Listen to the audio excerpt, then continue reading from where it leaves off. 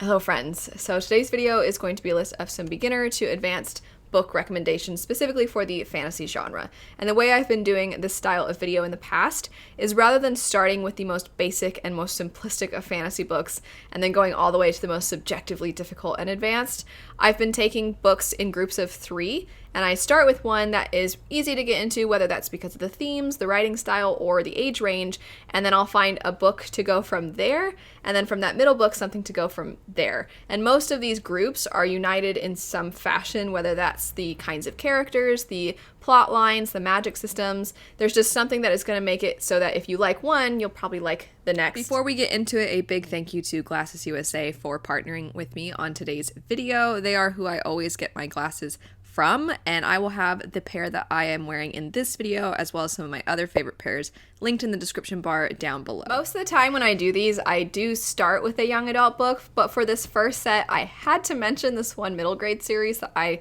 absolutely loved growing up. It was so weird. It was so weird, and I still laugh when I think about the series, and I honestly want to go back and reread them because they were so absurd. And that would be the Wayside, technically it's the Sideways stories from Wayside School, but I think the series is the Wayside School series. And these are just so random and bizarre, and a lot of times they don't make any sense, and they're like an intro for kids into absurd books. I'm going to actually tell you where the end goal is and then let you know of some stuff that you could read in the middle. So the end from there would be Sunlin Ascends. This is a story that follows a man who wants to go on his honeymoon to the Tower of Babel, and he and his wife do go there but immediately get separated, which at first doesn't seem like a big deal, but then very quickly he realizes he has no way of finding her, and so now he's just aimlessly kind of ascending the tower, just looking for clues of his missing wife. And from one level to the next, it just gets more and more bizarre. There's almost like their own ecosystem, if you will, from one floor to the next. And it is very strange. And I just think that this is a great place to start, and then this is a great place to end up. But as far as something to read in the middle, I really adored Once Upon a Broken Heart. This also is a little absurd. This also is a little cheeky and strange, but it's so much fun. So this one's a little bit more on the fun side, which is why I think it's a good one to read in the middle. Sunlin gets a little bit sad. This, though, it follows this character who, at the beginning of the story, she is so convinced that the love of her life is being manipulated and tricked into marrying her stepsister. And so she goes to this magical being and asks for a way to help keep this wedding from happening between her love and her stepsister. And she gets her wish, but not in the way that she was hoping. And it actually turns everybody into stone that was supposed to go to this wedding. And she was like, that's not what I wanted. I didn't want everybody to turn to stone. And the magical person's like, you just said you wanted the wedding to stop. That seemed like a pretty good solution. And so she fixes the problem, but then she becomes stone.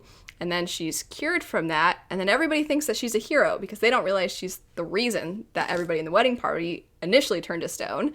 And so she's like, oh no, I hope nobody ever finds out. But because of this fame that she's now gained, she has an opportunity to go to this very magical place, and then enchanting and dazzling things await her. Stephanie Garber, I also recently read the book Caraval by her, and it actually takes place in the same world, and it's before Once Upon a Broken Heart. It also has a very bizarre magic system. For example, at one point in the story, somebody makes a deal with someone that in order to get something, they will give up one day of their life, and they think that means one day at the end of their life, but then they just die for a day. So things like that are just, they pop up and they're strange. This one is kind of almost like a magical circus, a magical carnival type of thing.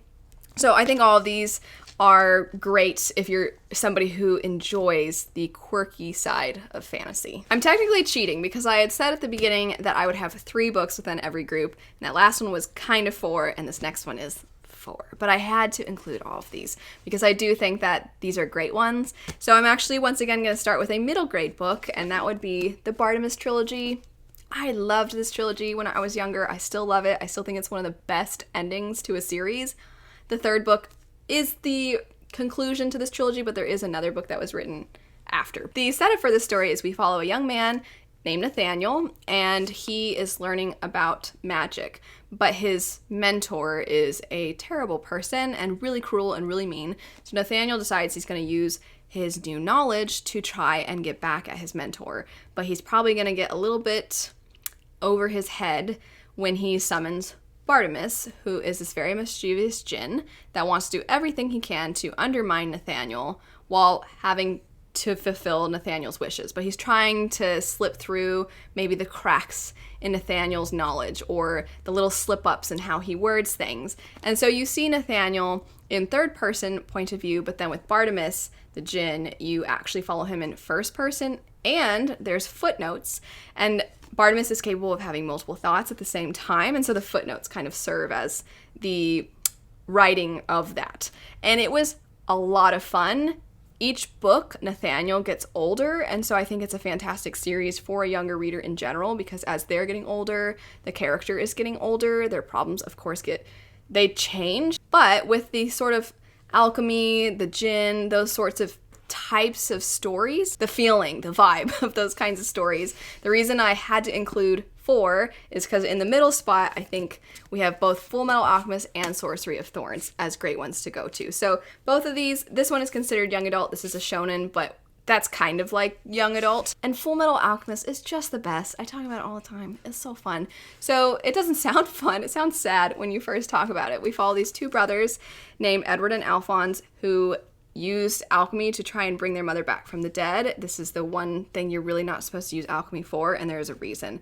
And they fail this effort, but on top of that, not only do they not bring their mother back, but Edward loses an arm and a leg in the process, and his brother, his whole body is gone, and his soul is now attached to a suit of armor. And these 2 young brothers are trying to do what they can to restore their bodies. And in searching for the Philosopher's Stone, or in searching for something that can restore their bodies, in the meantime, they kind of earn their way in the military because they do have prowess when it comes to their alchemy and their abilities. Sorcery of Thorns is a standalone story that follows a girl who all she wants is to be this protector of this magical library that's filled with grimoires, which are these books that are very dangerous. If they fall into the wrong hands, they can literally become monsters and harm people, and that very thing ends up happening somewhat on our character's watch, and she gets blamed for this, and then she is now in a lot of trouble, and her dreams are shattered, and she is trying to figure out who actually was responsible for this terrible act, and in doing so, she ends up kind of allying with somebody who's a little bit of a gray character. They're a little bit mischievous, and they're doing, like I said, what they can to figure out who actually was responsible. Both of these are a lot of fun, and I think a great next step after the Bartimaeus trilogy. But the last one for these, the adult fantasy that I think is great after that, and honestly a little bit of a jump up as far as the complexity of the plot, that would be Mask of Mirrors. This story, I just think that the setting and the magic itself reminds me in some ways of the magic that you see in those previous books. We follow a character who is a con artist who is trying to con her way into this one powerful house. However, she does not realize that this one house is starting to lose their power, they're losing their finances, and they are now highly suspicious of anybody that comes their way, and so it's making the con artist's job much more difficult. But also there's so much going on within this city. The city is called Nadezhra, and there's multiple magic systems. There's this vigilante type of character that goes throughout the city. You follow someone who's kind of like a detective, and you follow somebody who's kind of a little bit corrupt a tiny bit within the houses, and they've got their own things going on, and how everybody's connected is just really interesting, and it's such a dazzling story. The next 3 books, and truly keeping to 3 this time, we have The Kingdom of Back, Spinning Silver, and The Queens of Innisleer. All of these stories show so much nuance and so much complexity and layers to the characters and how they are treated, and many of them have their roots in history. So you're also kind of tying that into something that you can connect with on a very personal level, and in some instances, things that you can connect with based off of events in history. So with The Kingdom of Back, this one is technically more like magical realism, and it follows Nannerl Mozart, who is Wolfgang Amadeus Mozart's sister. She was his older sister who was potentially even more talented than her brother. However, because of the restrictions on women at that time, she was not able to fully embrace her talents, and a lot of history has forgotten her. There are certain countries that do honor and remember the Mozart siblings, but for a lot of other countries, most people don't even know that he had a sister, let alone a sister who was just as talented as him, if not more so. What she does is she follows Nonoro Mozart from the time that she is a little girl, and she has this passion for music.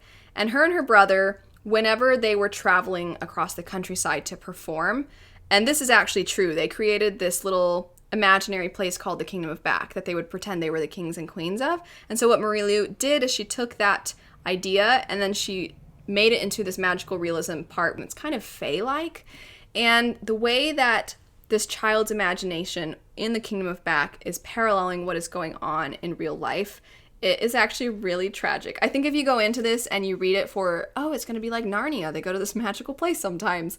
That's not really what it is. It's kind of, it's a child trying not to face adulthood, because at that time, once a woman became a certain age, it was seen as improper to perform, and you see these restrictions not only by society but her own family, and she's trying to be the best person she can to her brother, to her parents, to society. She's trying to do everything she can, but within the confines of the role that she's forced into, and it's just, she just wants to be remembered, and it's just so sad, and I love it so much. Not because it's sad, but it's a beautiful story, and I highly, highly recommend it. But from there, you might really like Spinning Silver. So this one, I would say, is less tragic, but at the same time, every time I talk about this book, I usually talk about the quiet ways in which the women in this book show their own agency and their own power. It's not really a story where you have this character that just is busting down walls and taking names. It's not that kind of a story. It's very quiet in the ways that these women provide for themselves and their family members and their friends. And they're all in such different circumstances because you do follow different characters. The main character would be Miriam. She is the daughter of a moneylender. Her family's also Jewish, and so they're having to face a lot of stereotypes from those around them, and there's an extra amount that they have to put into keeping themselves safe because of these stereotypes. But Miriam is doing everything she can to help her family, and in doing their family's business, which is that they're money lenders, so when they lend out money, they gain interest. In doing this, it catches the attention of the Fae because they believe she is turning silver into gold. I would say that the magical elements to the story play a bigger role than they do in the Kingdom of Back, as the Kingdom of Back, like I described, is more so magical realism, where this one is, it's fae, there's magic that is at play, and it's not like, is this really happening? It's not that kind of a magic. It is happening to these characters. They are interacting with fae.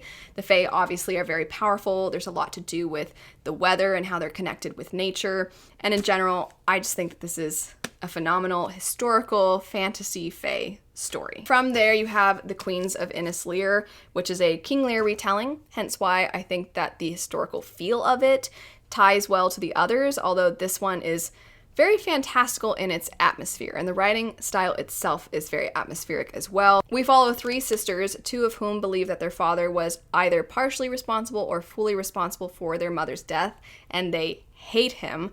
And then you have one sister who does not believe that their father was responsible for their mother's death, and she is now seeing the way that her father is getting older and his mind is starting to slip, and she's trying to take care of him, while the other sisters don't want anything to do with him. They don't want to help him. And they all, though, have the potential to be named heir. And so the two other sisters really want that. And then the one who's taking care of him wants nothing to do with ruling. And then you see the way that they're almost not exactly pitted against each other, but their priorities and their feelings toward their family members and each other, how all of this sort of is intertwined in ultimately a very tragic way. But in general, I think that the layers that the author has for each of these characters and the way she dives into their relationships with not only one another, but with those in their lives, their father himself, I just think that the author does such a great job. It's a beautifully written book, very lyrical, and also, like I said, quite a bummer. Last for today, we have Six of Crows, Blood Heir, and The Wolf of War and Yarrow. So many of you know Six of Crows. I don't know that it even needs introduction. It takes place within the Grishaverse, and I'm going to go ahead and say that if you want, you can also read the initial Grisha trilogy, Shadow and Bone trilogy first, and then this if you'd like, because that is the chronological order. But Six of Crows follows a group of misfits who band together to try and pull off an impossible heist. When I first picked up Six of Crows, that description led me to believe it was going to be super action-packed. However, this is actually very much rooted in the characters themselves. It's kind of a character study of these 6 main perspectives that you get over the course of this duology. The main person in this gang, Kaz Brecker, is somebody who has a very, very sad backstory, as do a lot of the characters, and how they come together and they're dealing with their own personal trauma while also trying to help one another. But that can be a challenge because they're working through their own things. How all of that plays out while simultaneously they're trying to pull off this heist, I think is woven together really well. It is still at its core young adult, maybe slightly a little bit older young adult, just because at times some of the things that we dive into can be quite deep, and some of the subject matter can be very sad, very difficult to read about, but also it can be pretty violent at times. Six of Crows, in general, like I said, most of you know what it's about. It's a lot of fun, but from there, I'm actually going to recommend a book that I only just read recently, and that was Blood Heir. And I really enjoyed this book. The setting itself is somewhat similar to the Grishaverse, so that was the first thing that I'm like, oh, that kind of reminds me of it. But then beyond that, the way in which the author dives into these characters reminded me of the way that Leigh Bardugo dives into the characters in Six of Crows. And I know that so many of you, that is the reason that you love Six of Crows, is all of the character work that's involved. And I gotta say, the main character in this story, there's 2 main perspectives, but there's one I would say that, you know, when you look at the cover and you read the synopsis, there's one character that seems like it's going to be the main character, and she is, but the second perspective is the one that their backstory, the exploration of their past, or the exploration of their motivations, I was very impressed by. The author also dives into class, into privilege, into those who wield power. Can anybody ever really have their hands clean? They dive into all of those things in a way that I thought was spectacular. I thought it was really, really well executed. On top of, they really don't hold back. They pull some punches where I'm like, oh, I'm surprised you went there. There'll be things happening that I'm like, dang, okay. And then later something else will happen. I'm like, okay, I guess that's happening now too. And I was just surprised because I think a lot of us, when we think of, this is technically young adult, but I think there's this perception that young adult, nothing bad ever happens really. And this one, it definitely it goes against those expectations. And then after Blood Heir, I would recommend The Wolf of War and Yarrow. The setting for this one is very different than the previous 2. However, in Blood Heir, there is this feeling of a character just clawing their way back to a semblance of power. So the main perspective in Blood Heir, she was previously a princess. She was framed for her father's death. And then since then, she has been scrambling to try and not only clear her name, but find the person who is responsible for killing him. And in The Wolf of War and Yarrow, we follow a woman who is currently in power, and when she goes to meet with someone, she doesn't know if it's a trap, she doesn't know if there is going to be an enemy waiting to try and come at her, but she has to try for this particular thing. I don't really want to say why, because I think that the beginning is so explosive and so like, oh my gosh, what's going on, that I don't want to give too much away. But very quickly, the main character is now in a position where she, too, has to claw her way back out of the situation that she's in. That's kind of what this whole, the first 2 books at least, because I'm hoping to read the 3rd one soon. Those first 2 books, it's all about that. It's all about her trying to do what she can, living on the streets at times, relying on criminals to help her, and then also what adds an additional thing, an additional obstacle for her is that she is a mother, so there are times that she wants to call upon certain people for aid, or there's times that she wants to kill certain people or not rely on certain people, but she knows she can't really cross them because of the danger that that would pose to her son.